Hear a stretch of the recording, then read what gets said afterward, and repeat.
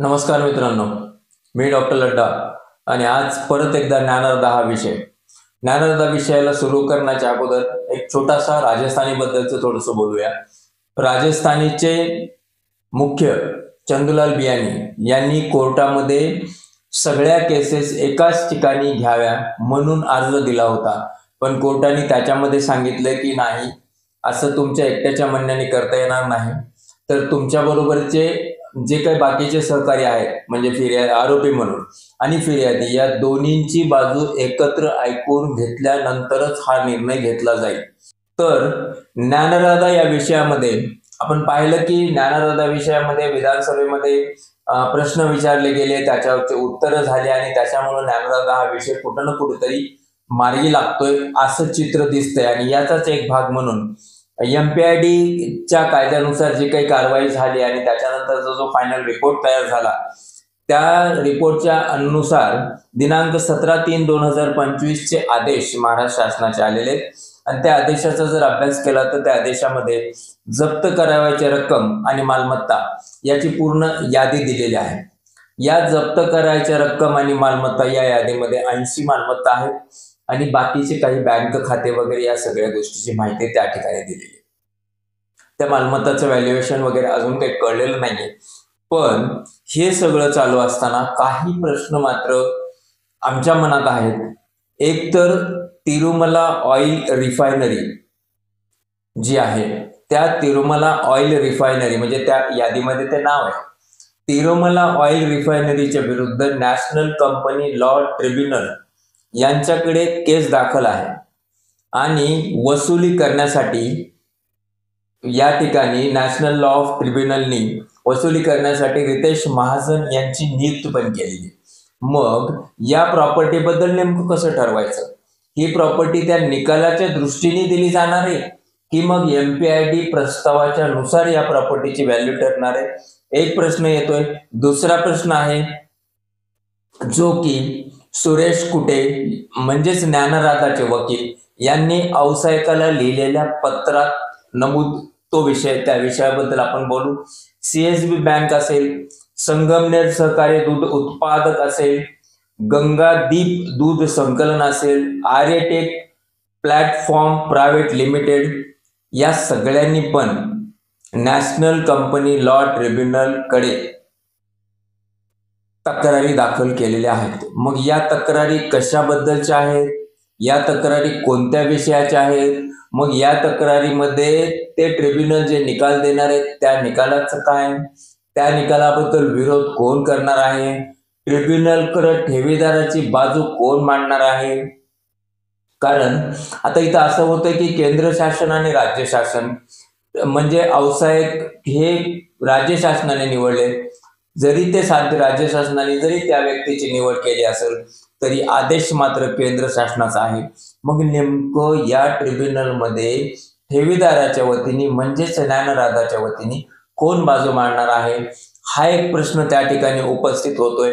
त्याच्याच बरोबर या यादीमध्ये Tirumala hair oil, Tirumala groundnut industry, Tirumala oil refinery, Tirumala agro, Tirumala India store house, या सर्व कंपनी मध्ये ज्या ठिकाणी पुढे नाव लिहिले ते फक्त सुरेश कुटे यांचंच लिहिलं आणि एकाच ठिकाणी सुरेश कुटे आणि अर्चना कुटे लिहिले. पण ज्यावेळेस आम्ही या बाबतीत गुगल सर्च केलं त्यावेळेस असं समजतंय की असं दिसतंय की या सगळ्या ठिकाणी सुरेश कुटे आणि अर्चना कुटे या दोघांची नावं आहेत. मग या ठिकाणाहून अर्चना कुटेचं नाव का काढण्यात आलं हे एक थोडंसं कळत नाहीये. किंवा मग अर्चना कुटेनी जे ज्ञानराधामधून लोन घेतलं कुटे ग्रुपसाठी, मग त्या सगळ्या गोष्टी कधी घेतल्या, का घेतल्या, कशा घेतल्या, याची उकल कशी होणार आहे? कारण आता MPIDचा प्रस्ताव गेलाय. आणखीन एक गोष्ट येते, सुरेश कुटे यांचे वकील म्हणतात की कुटे ग्रुपला दिलेले लोन हे सोसायटीच्या पुस्तकात लिखित आहे. मग त्याबद्दल कोणत्या सिक्युरिटी घेतलेल्या आहेत, त्याचे हप्ते रेग्युलर आलेले आहेत का, त्याचा व्याजदर किती होता, या सगळ्या गोष्टी समोर येत आहेत. मग या सगळ्या गोष्टी समोर येत आहेत तर मग तुमचे CSB बँक यांनी जी केलेली केस आहे त्या केसमध्ये बहिरवाडी, कसबे तरफ सर्वे नंबर 33 आणि सर्वे नंबर 15, त्याचबरोबर survey number 38 Manjarsumba, survey number 44 परत एकदा बहिरवाडी, तसेच महाराष्ट्र स्टेट कोऑपरेटिव्ह बँक यांनी दावा केलेले गंगापूर येथील गट नंबर 20, 26, 27, 28, 45 आणि 119, गट नंबर 336 तुमचं सातारा परिसर संभाजीनगर बीड बायपास, त्याचबरोबर Mumbai district central cooperative bank यांच्याच त्याच गंगापूरमधील प्रॉपर्टी, ज्या प्रॉपर्टी महाराष्ट्र स्टेट कोऑपरेटिव्ह बँकच्या पण डिमांडमध्ये आहेत.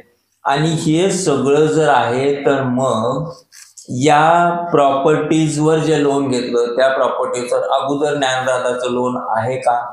त्या जर प्रॉपर्टीवर पहिलं लोन ज्ञानराजाचं असेल आणि त्याच्यानंतर जर या विविध बँकांचं लोन घेतलं असेल तर मग हक्क नेमका कुणाचा, पहिला हक्क नेमका कुणाचा आणि त्याच्यासाठी काय पावलं उचललं जाणार आहे हे मात्र ठेवीदारांना आजपर्यंत न समजलेलं कोड आहे. आता व्यावसायिक आणि MPID म्हणजे पोलीस आणि व्यावसायिक, म्हणजे मला असं म्हणायचं महाराष्ट्र शासन आणि केंद्र शासन नेमकं ठेवीदारांना पैसे परत मिळवून देण्यासाठी एकत्र भूमिका कशी करणार? कारण व्यावसायिकाची नियुक्ती झाली आहे, ती नियुक्ती होताना मल्टी स्टेट कोऑपरेटिव्ह ऍक्ट 2002 आणि त्याच्यात झालेलं अमेंडमेंट 2023 या सगळ्या धर्तीवर झाली आहे. आणि या सगळ्या धर्तीवर झालेली नियुक्ती ती मात्र सेंट्रल रजिस्ट्रारने केली आहे, ज्या सेंट्रल रजिस्ट्रारनी मल्टी स्टेट चालवण्यासाठी ज्ञानराजाला परवानगी दिली होती. एखाद्या मल्टी स्टेटमध्ये जर फ्रॉड झाला, जर घोटाळा झाला, जर ती मल्टी स्टेट आजारी पडली तर सेंट्रल रजिस्ट्रारला पॉवर आहे आणि त्याच पॉवरचा वापर करून एक प्रकरण मात्र मार्गी लागतंय, ठेवीदारांना त्यांच्या ठेवी परत मिळत आहेत आणि ते प्रकरण आहे तुमचं सहाराचं. सहाराच्या रिसबमिशन पोर्टल सेंट्रल गव्हर्नमेंटने तयार केलं. त्या पोर्टलवर ठेवीदारांनी किंवा गुंतवणूकदारांनी त्या मल्टीस्टेट त्या संस्थांमध्ये केलेल्या गुंतवणूकदारांनी त्या पोर्टलवर आपल्या सगळ्या डॉक्युमेंट्स नोंद करायचे आणि त्याच्यानंतर जसे जसे क्लेम येतील तसं तसं त्यांचे पैसे परत दिले जात आहेत. आणि हे होते सुप्रीम कोर्टाच्या ऑर्डरनुसार. मग अशाच पद्धतीचं पोर्टल महाराष्ट्र गव्हर्नमेंट तयार करणार आहे का? विषय याच्यासाठी काढावा लागतोय की ज्यांनी तक्रारी दिल्या त्यांची नोंद आहे, ज्यांनी गुन्हे दाखल केले त्यांची नोंद आहे, त्याच गुन्ह्याबरोबर पूर्वनी अर्ज जे जमा केले त्यांची नोंद आहे. आणि या सगळ्या गोष्टीचा जर आकडा मोजून काढला तर तो 1100 कोटीच्या आसपास होतो. त्यांनी तक्रारी केले नाही ही जरी त्यांची चूक असेल ठेवीदारांची, त्यांनी तक्रारी करायला पाहिजे होत्या, बघूया त्याचं काय होतं, त्याच्यानंतर आयता आपल्याला मिळेल अशी जी भावना असेल किंवा भीतीची भावना असेल किंवा जाऊ दे बाबा आता काय होणारच नाही अशी नैराश्याची भावना असेल, जे काय असेल त्या ठेवीदारांनी तक्रारी केले नाही म्हणजे ठेवीदारांचा पैसा नाहीये ज्ञानराजामध्ये असं तर होत नाही. मग त्या ठेवीदारांच्या तक्रारी आणखीन पण आर्थिक गुन्हे शाखेने घ्याव्या आणि ते घेतंय. पण याच्याच बरोबर जर आणखीन सोपं ठेवीदारांसाठी व्हायचं असेल अशाच प्रकारचं एखादं पोर्टल महाराष्ट्र शासन काढू शकतं का? जर महाराष्ट्र शासन काढू शकत नसेल तर मग केंद्र शासन आणि रजिस्ट्रार हे काढू शकतील का? कारण कोण काढतंय कोण काय करतंय या गोष्टीपेक्षा ठेवीदारांचा फायदा कसा होतोय आणि किती लवकर होणार आहे या गोष्टीला महत्त्व देणं जरुरी. ऑलरेडी 2-2.5 वर्ष ठेवीदार त्रस्त आहे, ना त्याला त्याची अमाऊंट मिळाली ना त्या अमाऊंटवरचं कुठलं व्याज मिळालं. आणि दुःखी मन कष्टी मन हे मात्र रोजच्या रोज त्या ठेवीदाराच्या नशिबी आहे. त्याच्यामुळं असं जर काही पोर्टल केलं ठेवीदारांसाठी, असा जर काही मार्ग तयार केला की बाबा जेणेकरून ज्या ठेवीदारांनी तक्रारी दाखल केलेल्या नाही त्या ठेवीदारांना पण तक्रार दाखल करण्यासाठी ची व्यवस्था व्हावी.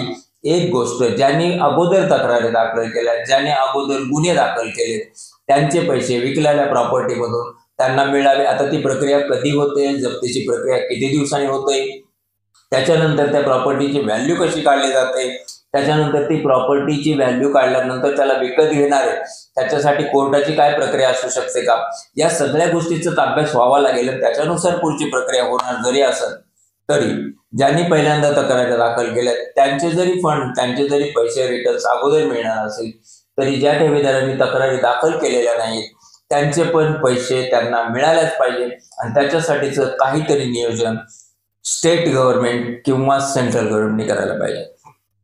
तसं तर नियमानुसार multi state cooperative society, multi state cooperative bank या सगळ्या सेंट्रल गव्हर्नमेंटच्या मिनिस्ट्रीच्या अखत्यारीत येतात आणि म्हणून तर औसाहेब जाधव यांची नियुक्ती सेंट्रल गव्हर्नमेंटच्या रजिस्ट्रार म्हणजे मल्टी स्टेटच्या रजिस्ट्रारच्या सांगण्यानुसार झालेली आहे आणि त्याच्यानंतरच ती ज्ञानराधा पण बंद गुंडाळून टाकण्यात आलेली आहे. या सगळ्या गोष्टी होत असताना मात्र कुटे यांचे वकील औसाहेबाला पत्र देतात आणि त्या पत्रामध्ये नाही चांगलं आहे त्यांनी पत्र लिहिले. त्या पत्रानुसार एक गोष्ट मात्र कळते की या बऱ्याच ज्या सगळ्या केसेस आहेत या केसेस नेमका ज्ञानराधाच्या बाजूने तिथं कोण लढणार आहे हा एक प्रश्न त्या पत्रातून मात्र पुढे येतोय आणि त्या पत्रात आणखीन एक गोष्ट पक्की समोर येते की ज्ञानराधांनी कुटे ग्रुपला पैसा दिला.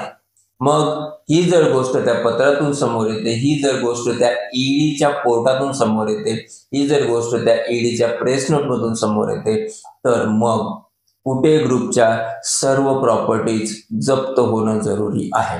मग त्या प्रॉपर्टीवर दुसरा कोणी अधिकार सांगत असेल तर तो अधिकार त्याचा दुय्यम अधिकार होईल. खरा अधिकार ज्ञानराधा मल्टी स्टेटचा म्हणजेच ठेवीदाराचा होईल. याच्यामध्ये आणखीन एक गोष्ट आहे की जर समजा म्हणजे सांगितल्याप्रमाणे 6,000 कोटी रुपयाचं जर हे सगळे प्रॉपर्टीची व्हॅल्यू येत असेल आणि 1100 कोटी रुपये जर देणं होत असेल आकडा मांडल्यानुसार तर मग 6,000 कोटी हा तसा आकडा मोठा आहे आणि तेवढं येणं ज्ञानराधाला.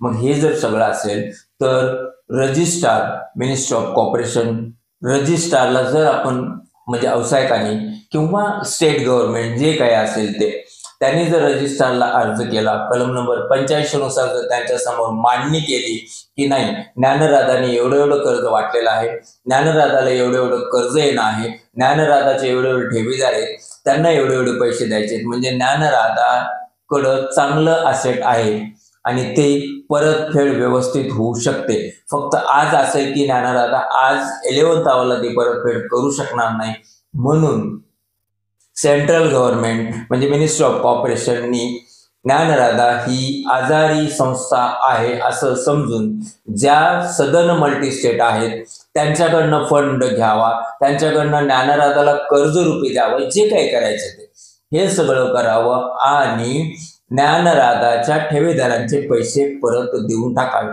कारण MPID नुसार जो काही तपास झालाय त्या तपासामध्ये हे दिसतंय, ईडीच्या तपासामध्ये हे सगळं दिसतंय की नाही ज्ञानराधाचा पैसा कुटे ग्रुपला वापरला म्हणजेच कुटे ग्रुपच्या प्रॉपर्टीज कोणाच्या झाल्या ज्ञानराधाच्या.